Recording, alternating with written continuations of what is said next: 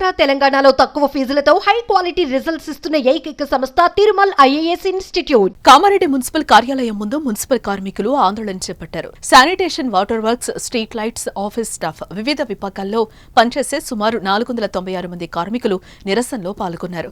గత 3 నెలల నుంచి కార్మికులకు జీతాలు ఇవ్వడం లేదని, దీంతో అనేక ఇబ్బందులు పడుతున్నామని ఆవేదన వ్యక్తం చేస్తున్నారు. మున్సిపల్ కార్మికులకు కేటగిరీ వారీగా జీవో నెంబర్ 60 ప్రకారం పెరిగిన జీతాలు ఇవ్వాలని, కనీస వేతనం 26,000 రూపాయలు మంజూరు చేయాలని కోరుతూ మున్సిపల్ కమిషనర్ కు వినతి పత్రం సమర్పించారు.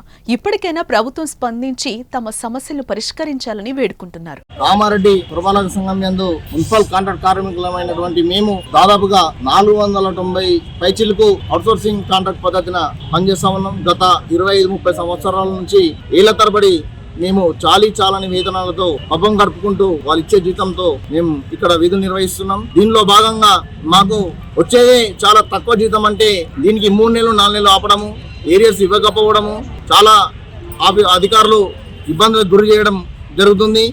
ఆడవాళ్ళు ఉన్నారు, మా ఆడ వర్కర్స్ కూడా మా వాటర్ సప్లైకి సంబంధించిన వారికి కూడా డివైడర్ల మీద, పార్కుల దగ్గర అక్కడ ఇక్కడ డ్యూటీలు వేయడం జరుగుతుంది. ఆ డ్యూటీల్లో డ్యూటీలు ఎక్కడంటే అక్కడ చేస్తాం. కాకపోతే వాళ్ళ ప్రమాదవశాత్తు వాళ్ళు లేడీస్ ఉన్నారు కాబట్టి ప్రమాదవశాత్తు ఏదైనా జరిగితే వాళ్ళకు దిక్కు తోచని యోచనలో వాళ్ళు ఉంటారు. కాబట్టి దయచేసి దయామయులైనటువంటి కమిషనర్ గారు కానీ, చైర్పర్సన్ గారు కానీ వాళ్ళ పట్ల శ్రద్ధ వహించి తగిన డ్యూటీలు వాళ్ళకి అప్పచెప్పాలని చెప్పి మేము డిమాండ్ చేస్తూ ఉన్నాం. సార్ దాంట్లో చెయ్యంగా సడన్గా బీపీ ఎక్కువ, పెరాలసిస్ వచ్చింది, బ్లడ్ క్లాట్ అయింది, టర్లో సర్జరీ అయింది. టర్లో సర్జరీ అయితే 8 లక్షలు అయింది సార్ నా భర్తకి. ఎవరి మున్సిపల్ వాళ్ళు వచ్చిర్రు, చూసిర్రు, కనీసం ఎట్లున్నారని కూడా చూసి వెళ్ళారు, కానీ మళ్ళీ రిటర్న్ వచ్చి మళ్ళీ ఎట్లున్నారని పలకరించలేరు. 8 లక్షలు అయింది. 8 లక్షలు అయితే సెకండ్ ఆపరేషన్ కూడా 8 లక్షలు అయితే అని చెప్పారు. ఇక్కడ వేయించుకుంటా నేను ఈఎస్ఐ హాస్పిటల్ తీసుకుపోయినా, అక్కడ పిఎఫ్ ఈఎస్ఐ కట్టక రిటర్న్ పంపిస్తుంది సార్. ఈఎస్ఐ హాస్పిటల్ నుంచి కూడా అక్కడ ఆపరేషన్ చేయించగానే ఇప్పుడు వెళ్తే మళ్ళీ రిటర్న్ పంపిస్తారు. పిఎఫ్ కట్టే ఈఎస్ఐ కట్టే మీకు హాస్పిటల్ చూస్తామని చెప్తారు. ఇక్కడ శానిటేషన్లో జవాన్గా చేసిండు కాబట్టి లేబరు, వర్కర్ వాళ్ళతో చేసిన వాళ్ళు అందరు కలిసి ఎంతో కొంత సాయం చేసిండు సార్. సాయం చేస్తే యూనియన్ లీడర్లు వాళ్ళు తీసుకున్నారు, వాళ్ళ దగ్గర ఉంచుకున్నారు, వాళ్ళే నా డబ్బులు ఉంచుకున్నారు. నాకు 1 రూపాయి లేదు. వర్కర్స్ మీద వాళ్ళు అడుగుతున్నారు, నాకు అక్క మేము ఇచ్చినాము, మీకు ఇచ్చిరా అని చెప్పేసి. మున్సిపల్ కార్యాలయంలో ఒక 30 సంవత్సరాల నుంచి పనిచేస్తున్నటువంటి అవుట్సోర్సింగ్ కాంట్రాక్ట్ పద్ధతిన పనిచేస్తున్నటువంటి కార్మికులు దాదాపు 380 నుంచి 400 మంది వరకు పనిచేస్తున్నాము.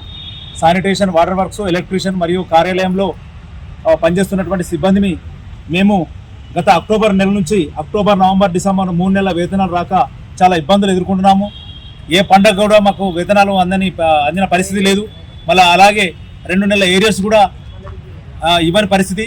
మాకు పిఎఫ్ ఈఎస్ఐ కూడా సంవత్సరాల తరబడి దాదాపు ఒక 2 నుంచి 3 కోట్ల పైగా పిఎఫ్ ఈఎస్ఐ కట్టేటువంటి సందర్భం ఉంది.